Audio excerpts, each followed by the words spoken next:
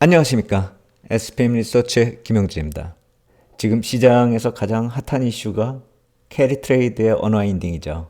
이번 주 초까지만 하더라도 리세션이 시장을 흔든다 이렇게 생각을 했었는데 언와인딩 얘기가 핫 이슈로 등장을 했습니다. 그렇다면 제 생각에는 이제부터는 언와인딩 다음 차례를 생각을 해야 되는 게 아닌가. 시장은 어쩌면 언와인딩을 상당 부분 반영하고 있을 수도 있다. JP모건이 얼마 전에 50% 반영했다라고 그랬죠. 어제는 75% 반영됐다라고 하더라고요.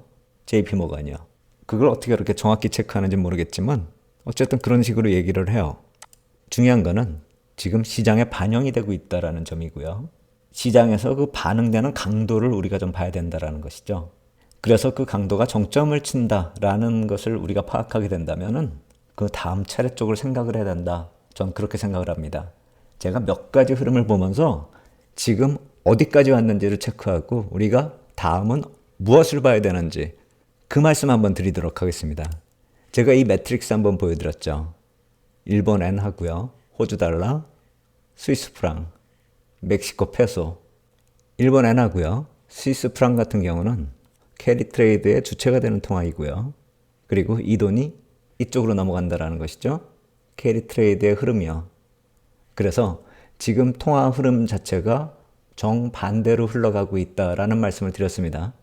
엔이나 스위스 프랑 같은 경우는 급등 이후에 급락, 그리고 그 반대쪽에 있는 통화는 급락하다가 다시 급등. 이런 흐름을 보면은 캐리 트레이드의 언와인딩이 끝나지는 않았다라고 볼 수가 있죠. 근데 우리가 보통 어떤 흐름을 놓고 봤을 때 이렇게 도지 형태의 모습이 공통적으로 나타난다라는 점을 한번 생각해 본다면은 그렇다면 이게 정점을 뜻한다라고 확언은 못하더라도 정점 근처로 가고 있는 건 아닐까. JP모건이 75%라고까지 얘기했으니까요. 그렇다면은 75%가 진행됐다면은 상당 부분 진행이 됐다 이렇게 봐야 되겠죠. 그리고 또 중요한 거는 이번 주에 미 국채 입찰이 있다라고 말씀드렸잖아요. 하루 만에 분위기가 반전이 돼 버렸어요. 그것도 왜 그런가 한번 좀 따져볼 필요가 있지 않을까라는 생각이 들어요. 일본에는 미국 국채금리하고 바로 연동된다 이렇게 볼 수가 있잖아요. 그런데 이것도 약간 이제 동행 흐름이 좀 균열이 나타나기 시작합니다. 제가 이게 항상 이렇지는 않다라고 그랬어요. 중간중간에 방향이 틀려지는 경우도 있고 이격이 나타나는 경우도 있고 하다. 근데 이번 같은 경우는 극단적으로 동행하다가 이제 약간의 이격을 또 보이기 시작합니다. 이것도 또 우리가 좀 눈여겨볼 필요가 있다 이런 생각이 듭니다. 이번 주에 BOJ 쪽에서 정책을 좀 완화할 수도 있다 이런 식으로 얘기가 나왔었죠. 금리 인상을 좀 빠르게 한 다음에 시장이 요동치니까 BOJ 쪽에서 다음 금리는 시장 동향 봐가면서 하겠다 이런 식으로 얘기를 한 거죠. 이게 과연 BOJ가 이런 시장 흐름을 생각하지 않고 정책을 시행했다가 한 발 물러서는 그런 모습으로 봐야 될지 어떤 하나의 시나리오 진행상의 한 조각일지 그것도 한번 좀 우리가 생각해 볼 필요가 있다라고 생각이 됩니다. 물론 그게 어떻게 딱 결론이 나고 어떤 말이 맞다 그런 식으로 확인이 되는 그런 얘기는 아닌데 전체 시장 흐름을 놓고 보면 상당히 짜여져 있는 듯한 그런 흐름이 타임프레임에서도 나타나고 정책 진행이 되면서 나타나는 반응하는 그 시장 흐름에서도 우리가 읽을 수가 있기 때문입니다. 한번 이번 주에 나타났었던 흐름을 읽어보고 다음 주에는 어떤 식으로 또 시장이 흘러갈지 다음 주뿐만이 아니라 제가 지금 큰 시나리오가 진행 중이라고 말씀드렸잖아요. 그렇다면은 이번 주에 나타났었던 그 얘기들은 그 시나리오의 어떤 부분을 차지하는지도 우리가 좀 생각을 해봐야 될 것 같아요. 이 그림은 엔화 선물인데요. 동그라미 친 부분은 방금 전에 말씀드린 금리 인상 정책은 시장 봐가면서 하겠다. 그 얘기를 했었을 때 엔화 흐름이거든요. 보시면은 이때가 아시아장 새벽입니다. 미국 주식시장 끝난 다음에도 1시간 정도 더 하잖아요. 그래서 끝나는 시간이 이게 6시잖아요. 그리고 다시 개장하는 게 7시고요. 그 7시에 개장이 됐었을 때 이런 흐름이 나타나기 시작한 겁니다. 그렇다면 일본이 정책을 완화하겠다라고 결정을 내린 게 도대체 언제일까를 생각을 해봐야죠.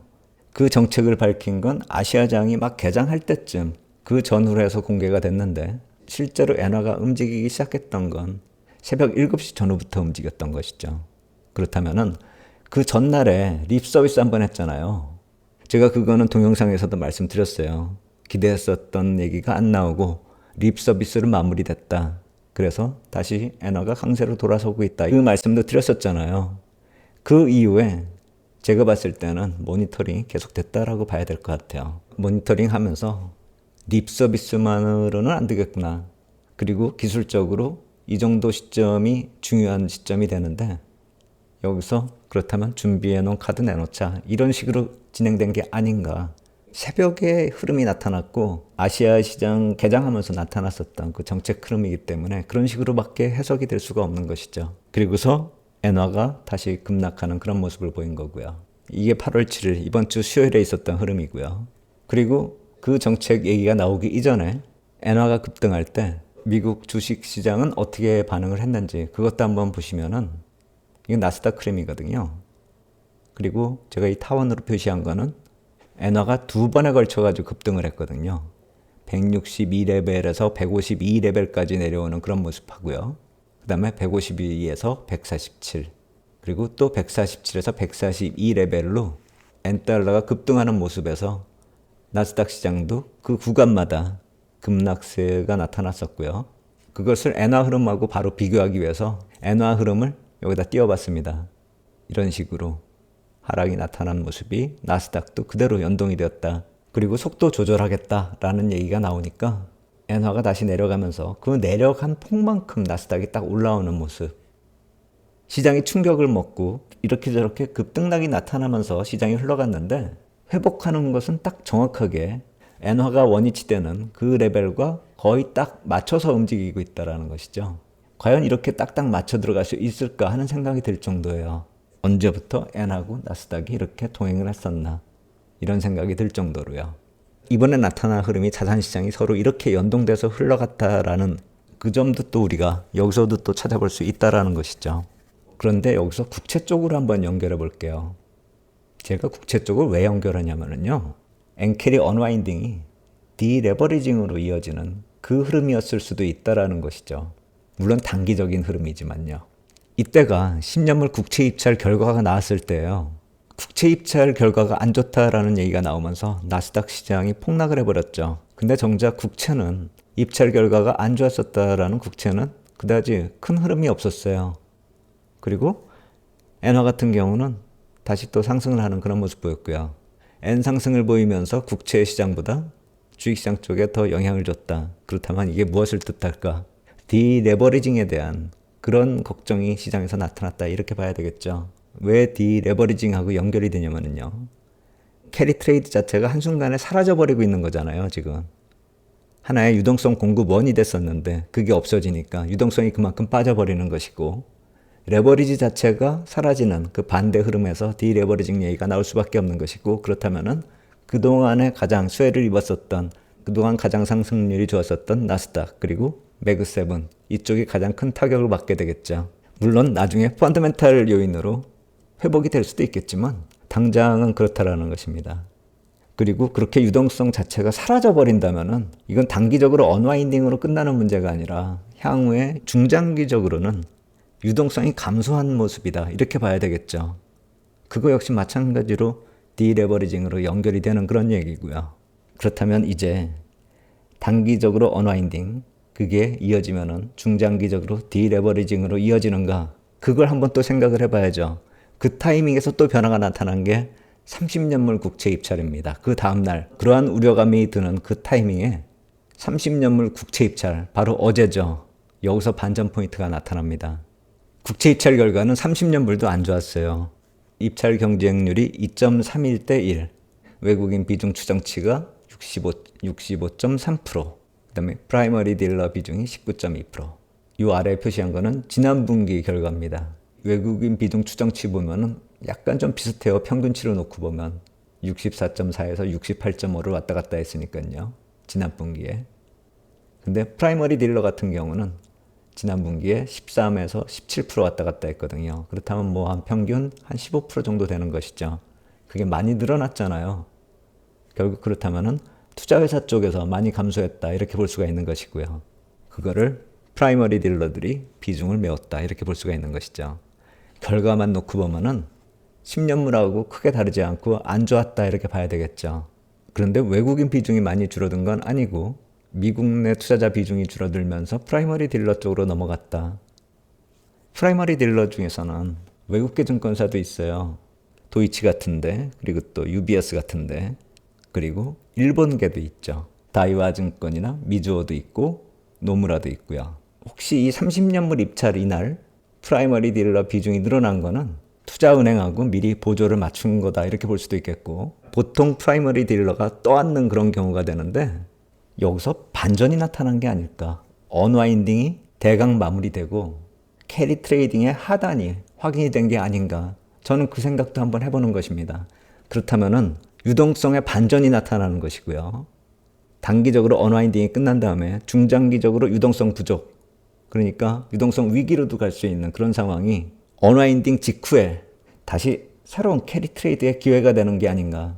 그 생각도 할 수가 있다는 것이죠. 제가 캐리 트레이드에 대해서 말씀드렸어요. 언와인딩 될 수도 있죠. 하지만 이게 유출입이 있는 거죠. 빠져나가는 게 있고 털려나가는 게 있고, 그러다 보면은 다시 들어올 수도 있는 것이고 새로 발생될 수도 있는 것이죠. 우리가 주식시장에서 항상 보게 되잖아요. 유출입, 한쪽이 털려나가면 그 이후에 다시 새 돈이 들어올 수 있는 것이고, 그러다 보면은 반대 매매나 담보 부족이나 마진콜 뭐 이런 이유에는 시장이 급반전되는 그런 경우가 종종 있죠. 10년물 국채 입찰하고요, 30년물 국채 입찰하고 내용이 크게 틀리지 않았는데 시장의 반응은 왜 정반대로 나타났을까? 캐리 트레이드가 언와인딩 되면서 애니 급등이 나타났죠. 그 이후에 정책을 조절하겠다라는 속도 조절 얘기가 나왔죠. 그러면서 이런 식의 하단을 만들고 있다. 그렇다면 이게 캐리 트레이드 하단이 만들어지는 게 아닌가. 폭이 적지도 않습니다. 142에서 162. 새로 들어올 수도 있다라는 생각이 들어요. 10년물 국채 입찰 때 이런 모습 나타났죠. 어제도 결과 나오면서 잠시 멈칫했어요. 국채는 10년물 때처럼 결과가 안 좋았는데도 불구하고 밋밋했고요. 근데 엔화가 10년물 때하고 틀린 거죠. 안 움직였어요. 그리고 나스닥 시장이 내리다가 바로 돌아선 거죠. 이 포인트가 상당히 중요하다고 생각이 들어요. 이번에 분기 리펀딩 할 때 3분기 국채 발행량을 예정보다 줄였다 이렇게 말씀드렸죠. 지난 분기도 좀 적게 발행됐고 이번 분기도 직전보다 이거보다 줄였다 이렇게 말씀드렸죠. 9월달도 상대적으로 좀 적어요. 그런데 9월달에는 유동성 유입이 있죠. 8월은 9월 유동성이 공급되기 직전에 가장 어려운 시기가 될 거예요. 그 상황에서 캐리 트레이드 언와인딩이 나타났죠. 돈이 다 털려나갔죠.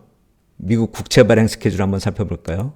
이번 주 지나면은 21일까지 국채 발행 일정이 없습니다.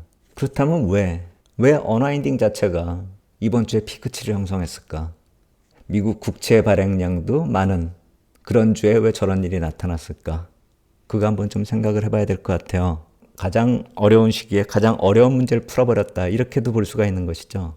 그러면서 나타난 게 캐리 트레이드의 하단이라고 한다면 향후 장세를 놓고 봤을 때 단기적으로 언와인딩이 충격을 주고 그게 중장기적으로 유동성 부족으로 이어지는지, 과연 그렇게 생각할 때인지 아니면 지금 반전 포인트가 만들어지고 있는지, 이거에 대해서 한번 또 생각을 해봐야 된다는 것이죠.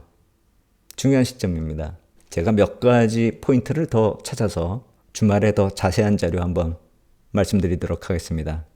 아마도 이 시점이 제가 말씀드리는 7월 FMC 회의부터 9월 FMC 회의까지 이어지는 아주 긴 시나리오 중에서 서론의 마무리가 되는 퍼즐이 이게 아닐까, 저는 그 생각이 들거든요. 그래서 이번 주말에는 그 서론을 한번 다시 정리하고요. 그렇다면 본론은 어떻게 이어질까, 그거 한번 또 생각을 해보도록 하겠습니다. 오늘 말씀드린 내용이 제 주관이 많이 들어가 있는 그런 분석이라는 점 좀 참고하시고요. 다만 그것이 단순히 상상에 의해서 만들어진 게 아니라 이번 주에 나타났었던 이벤트성 재료, 정체의 흐름하고요. 시장이 어떻게 흘러갔는지를 따져보니까 어느 정도 스토리가 만들어지는 게 아닌가 하는 생각이 든다. 이 말씀을 드리는 것입니다. 좀 더 자세한 내용 만들어서 주말에 다시 말씀드리도록 하겠습니다. 오늘 여기까지 하도록 하겠습니다. 감사합니다.